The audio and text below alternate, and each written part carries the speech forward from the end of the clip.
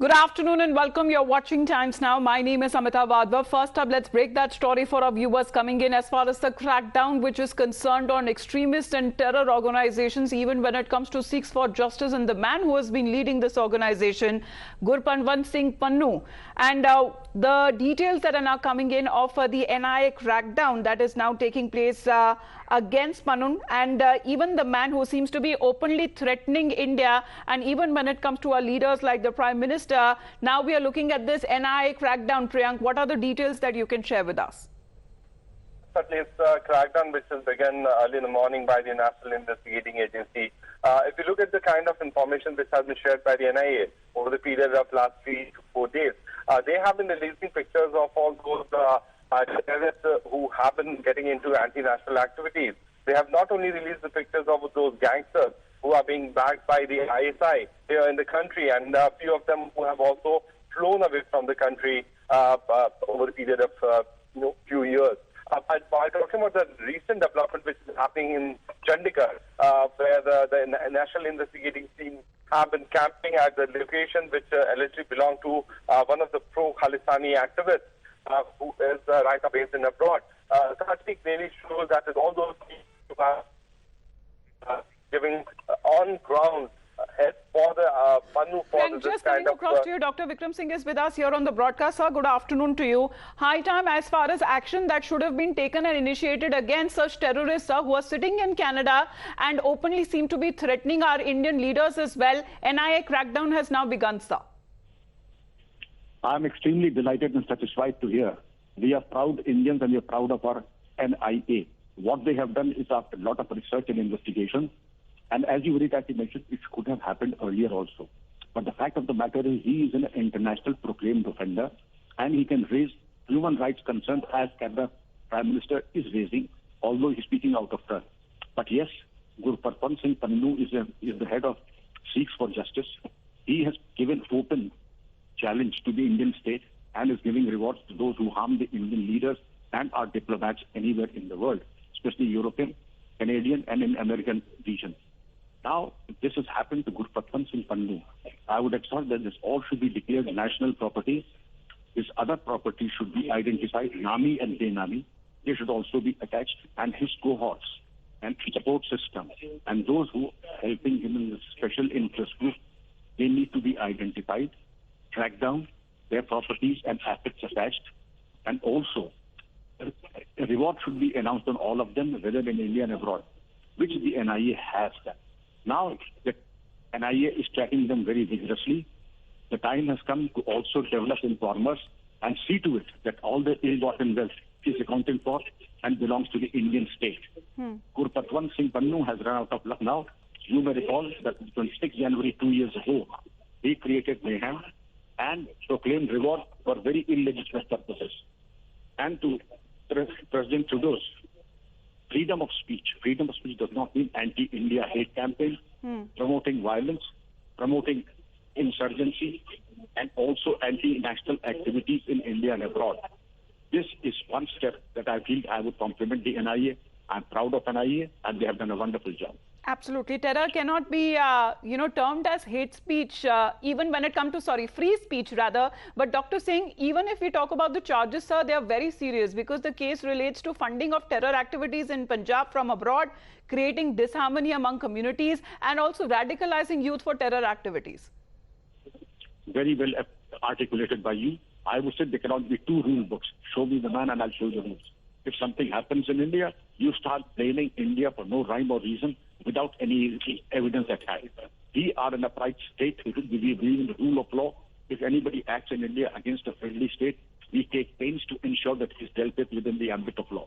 And look what the Canadian Prime Minister has made a buffoon of himself by saying that, yes, freedom of speech. Freedom of speech doesn't mean attacking our national and iconic leaders. Does it mean harming our diplomats and their families and our assets abroad? Well, yes, you very rightly said freedom of speech does not mean it ends where you indulge in illegitimate and illegal activity. And therefore, if anybody is doing it, he is doing it and should be prepared for consequences as per the law. Compliments to NIA. Right. Dr. Singh, thank you very much, sir, for joining us here on the broadcast with your perspective. Priyank, coming back to you on that, if you can share more details on this crackdown that has been taking place. Is it only specific to Chandigarh? Development, we have just got the confirmation that the property has been attached by the National Investigating Agency in the RC which was initiated by them, RC which was filed by the National Investigating Agency.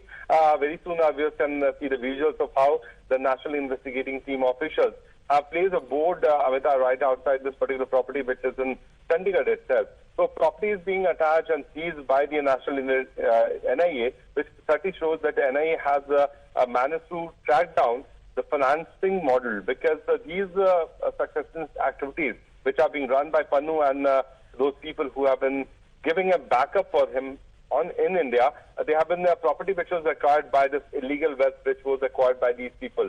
So time and again there have been agencies which have been pointing out that the money which they have collected in the name of their anti-national, anti-India activities is being supported and given to those people who have been backing them. So NIA identified those individuals, and now the property has been attached by the National Investigating Agency and by the court orders, and the further detailing property of what exactly has been seized will be submitted in the court. So far what we have got to know that one of this particular bungalow which is in the heart of Chandigarh has been seized by the National Investigating Agency. It has been attached with the ongoing investigation. Right, so I believe that's the confiscation notice that has now been put in front of that very building or that property that has now been seized by the NIA.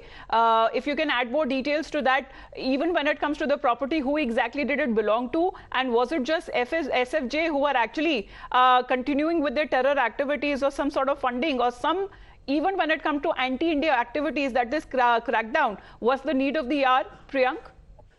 Yes, the ownership is yet to be known to us, but certainly there was an association. See, while talking about Pannu, they have a series of cases, and the first FIR was filed in the year 2017 against the Pannu for his successfully under the sections of 153A and 153B.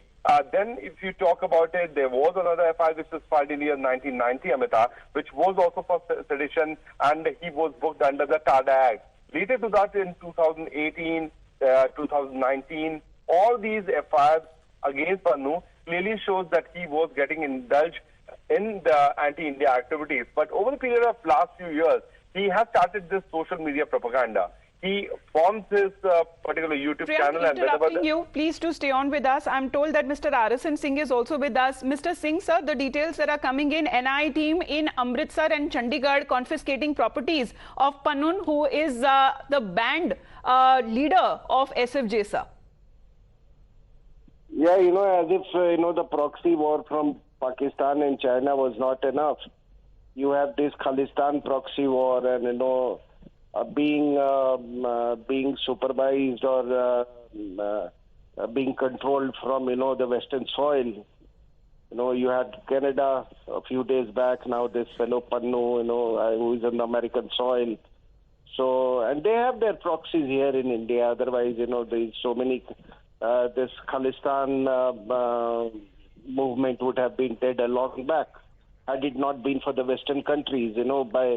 By early 90s, I think the Khalistan movement was almost dead. But it kept simmering. It was kept alive in Canada or say the United States of America. So a very strong message has gone now that you are not safe anywhere. And especially the safe haven, sir, that Canada seems to be giving to such elements, sir, especially when it comes to those who have been indulging in extremist and terror activities. This is something that India has made it very clear.